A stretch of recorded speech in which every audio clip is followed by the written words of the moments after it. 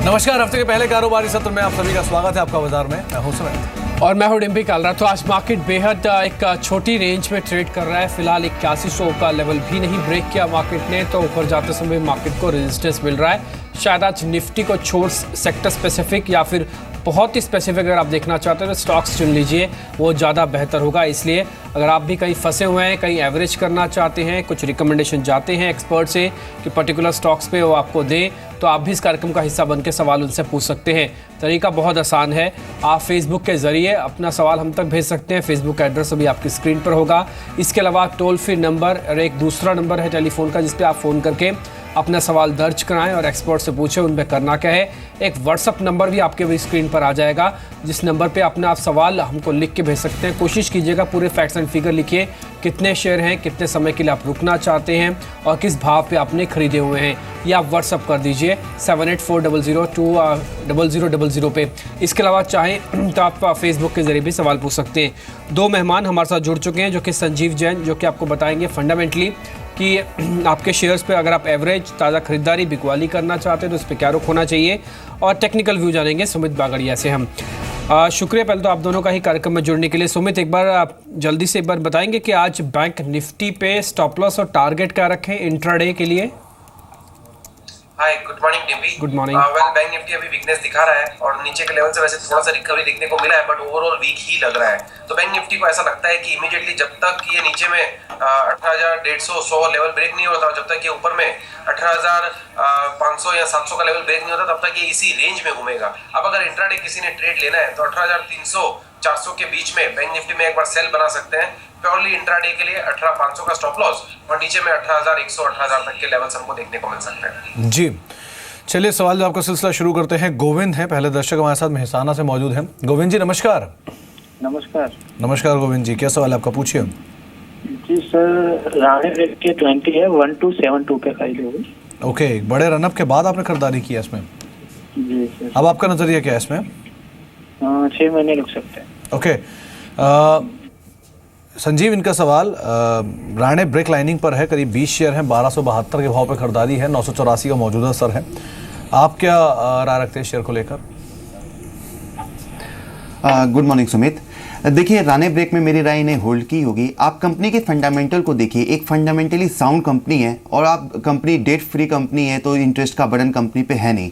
और going forward हम मानते हैं कि राणे ब्रेक एक अच्छा परफॉर्मेंस दिखाएगी, पर इनका नज़रिया थोड़ा लंबा मैं बढ़ाने की सजेशन दूंगा। लाइक इन्हें 6 महीना से बढ़ा करके इन्हें 1 साल तक के आसपास का नज़रिया रखना चाहिए, तो एक अच्छा रिटर्न इन्हें यहाँ से मिल सकता है। अंबिका प्रसाद इस बीच हमारे साथ जुड़े हैं दुर्गापुर से अपना सवाल पूछने के लिए। अंबिका जी नमस्ते, अपना सवाल पूछिए। हाँ जी, गुड मॉर्निंग, नमस्ते। हमारा ये था GAIL Gas Authority of India Limited में 300 शेयर है हमारा। रेट क्या है सर? 433 का? हाँ, 432.74 है से 433। ठीक है, मैं ज़्यादा तो नहीं पूछूंगा, सिर्फ ये बता दीजिए कि आप 10-15 दिन रुक जाएंगे इसमें? हाँ, डेफिनेटली रुकेंगे, नो इशू। ठीक है, पूछ लेते हैं क्या करना चाहिए। सुमित, आपकी रिकमेंडेशन क्या है? 433। मैंने 10 दिन का समय इसलिए मांगा क्योंकि प्राइस से भी ज़्यादा टूटा हुआ नहीं है। अगर बाजार किसी तरह से संभल जाए 8050 8080 की रेंज को और 8200 तक आ जाए, क्या गेल इनके रेट पे आ जाएगा? क्योंकि इंडेक्स का शेयर भी है, आउट परफॉर्म भी कर रहा है इंडेक्स को। देखिए, गेल में वैसे घबराने वाली बात नहीं है डिम्पी। गेल को स्टॉक को होल्ड किया जा सकता है और इनकी खरीदी ऐसा भी नहीं है कि कोई बहुत ऊपर के भाव की है। 425-26 तो अभी चल ही रहा है और गेल काउंटर ओवरऑल हम देखेंगे तो स्ट्रांग है। मार्केट्स में हमें जो दबाव देखने को मिला है वो हमें गेल के अंदर देखने को नहीं मिला है। अब रही लेवल्स की बात, तो गेल के अंदर इमीडिएटली ऊपर के अंदर 445 से 450 के बीच में थोड़ा सा रेजिस्टेंस है, वो लेवल ब्रेक करेगा तो ये स्टॉक के अंदर हमको 480 से 490 तक के लेवल्स देखने को मिलेंगे। एट द सेम टाइम नीचे में इमीडिएटली सपोर्ट जो बन रहे हैं वो है 400-410 लेवल के आसपास। तो जब तक नीचे के सपोर्ट लेवल्स टूटते नहीं है तब तक स्टॉक को होल्ड करें और ऊपर में इमीडिएटली 445-50 के टारगेट्स होंगे। अगर वो टूटते हैं तो 480 तक के लेवल्स देखने को मिलेंगे, तो ओवरऑल होल्ड की सलाह रहेगी। जी, तो बने रहने की राय आपको दी गई है। गेल के संदर्भ में करीब 2.5% ऊपर शेयर कामकाज कर रहा है। हमारे साथ अब बातचीत करने के लिए कुछ और दर्शक भी हैं। रमेश हैं जयपुर से। रमेश जी नमस्कार। नमस्कार सर। नमस्कार रमेश जी, क्या सवाल आपका, पूछिए। सर, मैं इस लेवल में रिलायंस कैपिटल खरीद सकता हूँ और मेरे पास रिलायंस मीडिया के शेयर भी हैं, उसका अभी तक लिस्टिंग नहीं हुई है, क्या हुआ?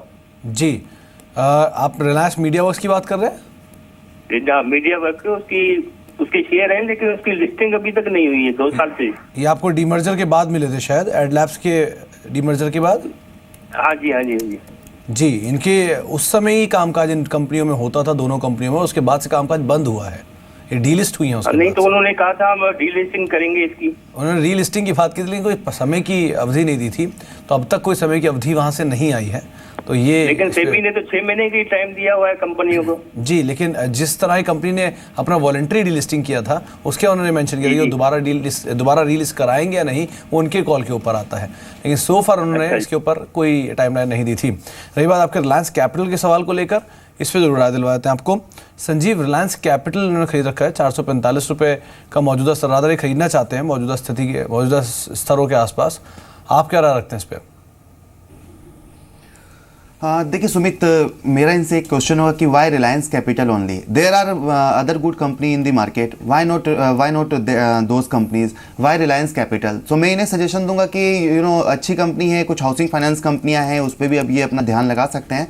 तो रिलायंस कैपिटल से भी बेटर कंपनियां हैं मार्केट में, तो वहाँ पर फोकस रखें तो बेटर होगा।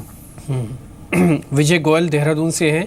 विजय जी नमस्ते, पूछे सर अपना सवाल। जी नमस्कार सर। जी नमस्ते सर, पूछिए। जी सर, मेरा क्वेश्चन है कि वेदांता भी शायद आप कुछ पूछना चाहते हैं। 300 शेयर होंगे आपके पास। सर मैंने 6 साल पहले ये सीसा वो स्टरलाइट इंडस्ट्रीज लिए थे 500 शेयर। अच्छा, उसके बाद उन्होंने सीसा स्टरलाइट कर दिया उसको, फिर 300 शेयर में, और फिर अब उसको वेदांता कर दिया है। तो मैंने लिए थे ये सर लगभग 195 रुपए के भाव पे उस टाइम पे, तो मेरे को लगभग इतने का ही पड़ रहा है शेयर आज की डेट में। आपका क्या रेट था उस समय जब आप बता रहे स्टरलाइट था? उस टाइम पे तो सर ये लगभग 60,000 के थे सर। कोई खरीद थे 60,000 रुपए की। ठीक है, देखिए नाम बदले हैं, ऑलमोस्ट कंपनी वही है। आपके पास अगर कोई एडजस्टमेंट भी होगी तो आपके डीमेट अकाउंट में ऑटोमेटिकली आ जाती है। आज की डेट में सब कुछ वैसा ही है, वही काम है, कोई फ़र्क नहीं पड़ा है, सिर्फ नाम बदल के। और कंपनी ने रीस्ट्रक्चर किया था, अभी भी हो रहा है, आगे भी होगा। ऐसा नहीं है कि बंद हो जाता है, ये आगे होता रहता है, कंपनी करती रहती है। लेकिन फिर भी मैं आपके प्राइसिंग जो भी आपके होल्डिंग पड़ी है, एक बार अपने ब्रोकर के पास जाइएगा, आपको वो सिलसिलेवार तरीके से बता देगा कि कैसे कैसे आपके भाई कितने शेयर और कितने एक्चुअल प्राइस पे आ गए हैं। क्योंकि मैं मान के चल रहा हूँ कि 205 जो आप रेट बता रहे हैं यही रेट है इस समय, तो अभी 228 का भाव है। सुमित, ये फ़ायदा तो है इनको, सुनने से ऐसा लग रहा है कोई जल्दबाजी नहीं है, क्योंकि 5 साल की पुरानी होल्डिंग अभी भी है। क्या करें ये? देखिए, स्टॉक के अंदर अभी तेजी का समय चल रहा है। मेटल स्टॉक्स के अंदर हमें ओवरऑल तेजी देखने को मिली है और यहाँ से ऐसा लगता है कि और भी तेजी देखने को मिल सकती है। शॉर्ट टर्म में शायद थोड़ी सी गिरावट देखने को मिले, जिसके अंदर स्टॉक 200 या 180 तक के लेवल्स दिखा सकता है, बट ओवरऑल स्टॉक 250 से 300 रुपए के लिए तैयार हो चुका है। तो इस स्टॉक के ऊपर होल्ड की सलाह रहेगी और आने वाले कुछ महीनों में अच्छी तेजी देखने को मिल सकती है। जी, तो वेदांता में आपको राय दी गई है, 228 के स्तरों पे शेयर कामकाज कर रहा है। सपना से बातचीत कर लेते हैं, हमारे साथ मौजूद हैं।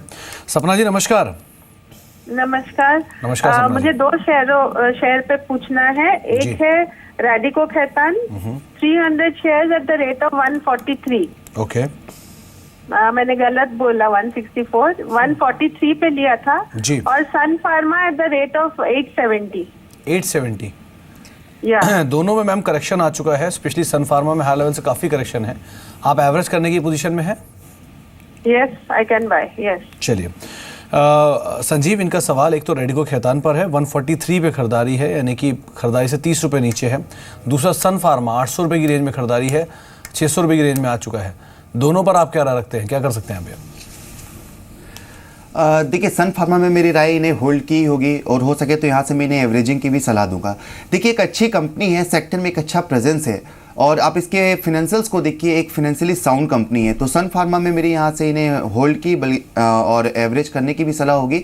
अगर मैं रेडिको खैतान की बात करूँ तो कंपनी ठीक ही है, फिनेंशियल्स भी ओके हैं, पर ये अपना नज़रिया को लंबा रखें तब रेडिको खैतान में जाके कुछ रिटर्न इन्हें मिल सकता है। तो यहाँ से मैं रेडिको खैतान में एवरेजिंग की सलाह नहीं दूंगा, जो फ्रेश जो होल्डिंग है उस पर स्टे इन्वेस्टेड।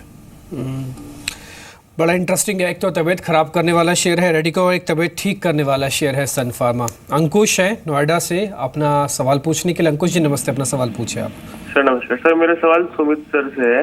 बिल्कुल सर, मैंने 142 पर यूनियन बैंक लिए हुए हैं 1200 शेयर, और दूसरा सर मैंने सिंडिकेट बैंक भी लिया हुआ है। यूनियन बैंक, सिंडिकेट बैंक दोनों आपके पास है ना? हाँ जी सर, दोनों। ठीक है, दोनों में क्या जानना चाहते हैं आप? दोनों एक ही नेचर के, कुछ ज़्यादा फर्क है नहीं इनमें। पूछिए आप क्या जानना चाहते हैं इसमें। सर मैं इसमें ये जानना चाहता हूँ कि सर ये कब तक मेरे को इसमें रिटर्न मिल पाएगा? ठीक है, पूछ लेता हूँ। और सर मुझे उसमें और भी निवेश करना है। ठीक है, इनकी खरीद जो यूनियन बैंक में बता रहे हैं 142 रुपये के आसपास के, अभी 135 का है। ये बैंक चलते हैं तो इकट्ठे चलते हैं क्योंकि दोनों का नेचर ऑल टुगेदर सुमित एक जैसा ही है, शायद स्ट्रक्चर में भी आपको ज़्यादा फर्क ना दिखे। इन दोनों पे 10 से 15% का रिटर्न इस एक्सपायरी तक मिल जाएगा या फिर नहीं मिलने वाला? देखिए इस एक्सपायरी के लिए बोलना डिफिकल्ट होगा क्योंकि इस एक्सपायरी में हमें ओवरऑल अब लास्ट का 1-1.5 वीक ही बचा है मार्केट्स के लिए ट्रेड होने के लिए, और मोस्टली मार्केट्स में स्लो एंड लगातार मूव रहेगा बिकॉज छुट्टी का माहौल रहेगा लास्ट वीक के अंदर। इमीडिएटली अगर हम ओवरऑल स्ट्रक्चर देखेंगे यूनियन बैंक का तो ये स्टॉक यहाँ से ऐसा लगता है कि शायद थोड़ा सा करेक्शन अगर दिखाए तो 128-125 तक के लेवल्स दिखा सकता है, बट ओवरऑल 148 और 148 टूटने के बाद 162 ये लेवल्स तक हमको आने वाले 2 से 3 महीनों में देखने को मिल सकता है। जब भी मार्केट रिबाउंड लेके तेजी का व्यू स्टार्ट करेगा तो यूनियन बैंक के अंदर अच्छी तेजी देखने को मिलेगी। शॉर्ट टर्म में मार्केट्स के ऊपर दबाव के रहते चलते शायद दबाव देखने को मिल सकता है। तो संजीव जी को मेरी राय यही रहेगी कि थोड़ा सा लंबा नजरिया बना के चले और स्टॉक को होल्ड करें।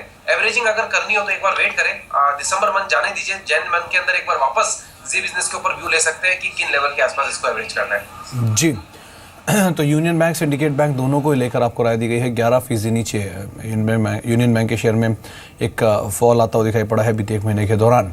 135 के स्तरों पे शेयर कामकाज कर रहा है। बातचीत करें कुछ और दर्शकों से भी, लेकिन उससे पहले 1-2 शेयर्स पे नजर डालते हैं। स्पेशली HMT एक बाइंग आई है HMT में 5% ऊपर HMT का शेयर कामकाज कर रहा है। जो एक मूव लोअर लेवल से आया वो 5% के आसपास है, और दूसरा ग्लोबल ऑफशोर दूसरा नाम है जहाँ पे एक बाइंग आई है और करीब 5% के आसपास एक स्पाइक यहाँ पर भी आता हुआ दिखाई पड़ा है। दोनों ही शेयरों में कुछ एक मूव है। तो इंट्राडे में ग्लोबल ऑफशोर करीब 71 के स्तरों पर कामकाज कर रहा है।